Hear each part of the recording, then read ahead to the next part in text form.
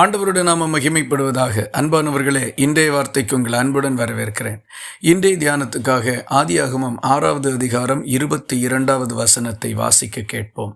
நோவா அப்படியே செய்தான். தேவன் தனக்கு கட்டளையிட்டபடியெல்லாம் அவன் செய்து முடித்தான். பூமி ஒரு மிகப்பெரிய அழிவை சந்திக்கப் போகின்றது என்றும், தேவன் தெரிந்து கொண்ட பறவைகளையும் ஜீவ ஜந்துக்களையும் காப்பாற்றிக் கொள்ளும்படிக்கு ஒரு பேழையை உண்டு பண்ண வேண்டும் என்றும் தேவன் நோவாவுக்கு சொல்லியிருந்தார். நோவா தேவனுக்கு கீழ்ப்படிந்து அவர் தனக்கு கட்டளையிட்டபடியெல்லாம் செய்து முடித்தான்.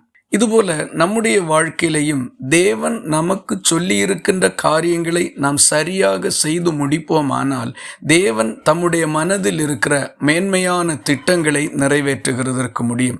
பலருடைய வாழ்க்கையில் தேவன் சொல்லுவதை நாம் செய்யாமல் இருப்பதனாலும் அல்லது தேவன் சொல்லுவதை சரியாக செய்யாமல் இருப்பதனாலும் தேவ திட்டம் வெளிப்படுவதற்கு மாறாக பாதிப்புகளை நாம் சந்திக்க வேண்டி வருகின்றது. ஒரு விசை தேவன் தம்முடைய தீர்க்கதரிசியினிடத்திலே சமாரியாவுக்கு சென்று தேவனுடைய வார்த்தையை சொல்லும்படிக்கு சொன்னார். அத்தோடு நீ போகின்ற வழியே திரும்பக்கூடாது, வேறு வழியாக திரும்பி வர வேண்டும், எங்கும் எதுவும் புசிக்க கூடாது என்றும் தேவன் அவருக்கு கட்டளையிட்டிருந்தார். ஆனால் இந்த தீர்க்கதரிசி போய் கர்த்தருடைய வார்த்தையை அறிவித்துவிட்டு வேறு வழியாக திரும்பி வந்து கொண்டிருந்தான். ஆனால் தேவன் தனக்கு சொன்ன காரியங்களெல்லாம் அவன் அங்கே சொன்னது நிமித்தம் அங்கே இருந்த கிழவனான ஒரு தீர்க்கதரிசியினிடத்திலே அவனுடைய குமாரர்கள் சென்று நடந்ததை எல்லாம் சொல்ல, அந்த தீர்க்கதரிசி விரித்த வஞ்சனை வலையில் அவன் அகப்பட்டு கொண்டான். அவன் வீட்டிலே சென்று புசித்தான்.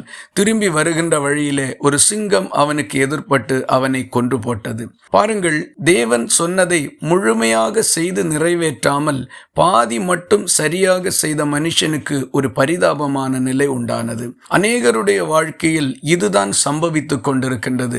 வாழ்க்கையில் ஆசீர்வாதமும் மேன்மையும் காண முடியாததற்கு காரணம், ஒன்று, அவர்கள் தேவனுடைய வார்த்தைக்கு கீழ்ப்படுகிறதில்லை, அல்லது அரைகுறையாக அதை செய்து முடிக்கிறார்கள். உங்கள் காரியம் எப்படிப்பட்டதா இருக்கின்றது? நம்முடைய வாழ்க்கையை இந்த வசனங்களோடு ஒப்பிட்டு பார்க்கும் பொழுது விடை நமக்கே தெரிந்துவிடும். ஆகவே தேவன் நமக்கு கட்டளையிடுகிறவைகளெல்லாம் சரியாக செய்வோம், மேன்மையான ஆசீர்வாதங்களை காண்போம். இந்த வார்த்தைகள் இந்த நாள் முழுவதும் உங்களுக்கு ஒரு ஆசீர்வாதமாய் இருப்பதாக. ஜெபிக்கலாமா? எங்களை நேசிக்கிற அன்பு நிறைந்த நல்ல ஆண்டவரே, நாங்கள் உம்மை நன்றியோடு துதிக்கிறோம். இந்த காலை வேளையில் நீர் எங்களுக்கு கட்டளையிட்டிருக்கின்ற யாவையும் நாங்கள் சரியாய் செய்து முடிக்க வேண்டும் என்று எங்கள் மேல் விருப்பம் உள்ளவராய் இருக்கிறதற்காக உம்மை துதிக்கின்றோம். பல நேரங்களிலும் இந்த காரியத்தில் எங்களிடத்தில் வந்து போன குறைகளை எங்களுக்கு மன்னித்தருளுவீராக. உம்முடைய மன விருப்பத்தின்படி ஒவ்வொரு காரியங்களையும் செய்ய எங்களை ஒப்புக் கொடுக்கிறோம். உதவி செய்தருளும். ஜெபத்தை கேட்டதற்காக ஸ்தோத்திரம். இயேசு கிறிஸ்து மூலம் வேண்டிக் கொள்கிறோம் எங்கள் அன்புள்ள நல்ல பிதாவே, ஆமேன். கர்த்தர் தாமே உங்களை ஆசீர்வதிப்பாராக.